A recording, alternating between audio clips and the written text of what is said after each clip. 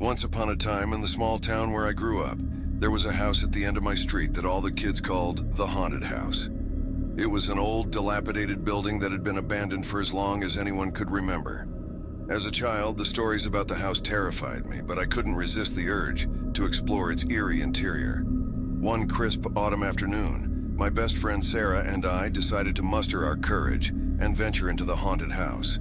We had heard countless rumors about it, that it was once the home of a wicked family, that strange sounds could be heard at night, and that the walls were stained with the blood of its former inhabitants. The day was overcast, and the air was filled with a sense of foreboding. Armed with flashlights and trembling with excitement, Sarah and I pushed open the creaky front door. The interior was just as sinister as the stories had painted it. The wallpaper hung in tatters, cobwebs stretched across every corner, and a foul, musty odor pervaded the air. As we cautiously entered the living room, the floorboards groaned beneath our feet and the walls seemed to close in around us.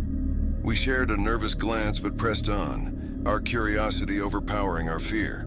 The living room was filled with old, decaying furniture, and dusty portraits of a family hung crookedly on the walls. Their stern, lifeless faces stared at us, sending shivers down our spines. In the dim light of our flashlights, we made our way to the kitchen. The room was a scene of chaos, with shattered dishes and broken furniture strewn about. A chilling draft swept through the room, extinguishing our flashlights for a moment. We huddled together, trembling, and quickly relit them. Suddenly, a series of eerie whispers filled the air, causing our hearts to race. The whispers seemed to come from all directions, like the tormented voices of the past. My voice quavered as I whispered to Sarah, "Did you hear that?" She nodded, wide-eyed, her face pale. We continued to explore, determined to uncover the truth about this place. In the hallway, we found a narrow staircase leading to the upper floors. The steps groaned with each ascent, and I couldn't shake the feeling that we were not alone. On the second floor, we entered a bedroom. It was as if time had frozen in this room, with a child's toys scattered on the floor, and faded torn curtains fluttering in the breeze from the broken windows.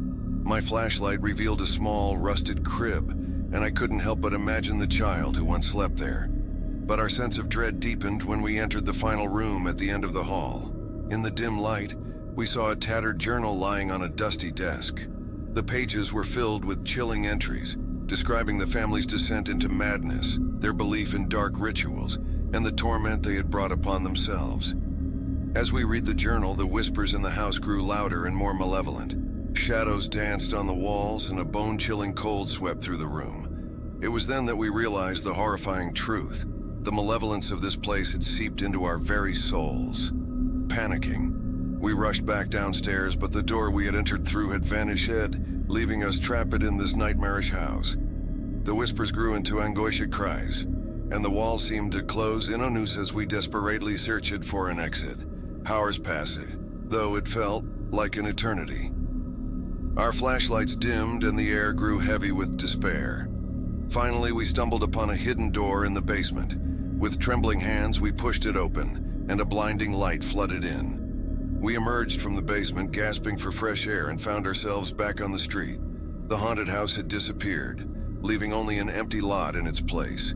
We never spoke of our horrifying ordeal to anyone, and we made a pact to leave the past behind us. To this day, I can't explain what happened in that house, but the memories of that childhood adventure continue to haunt my nightmares. It was a lesson in curiosity that went terribly wrong. A reminder that some mysteries are better left unsolved, and some memories are better left buried in the darkness where they belong.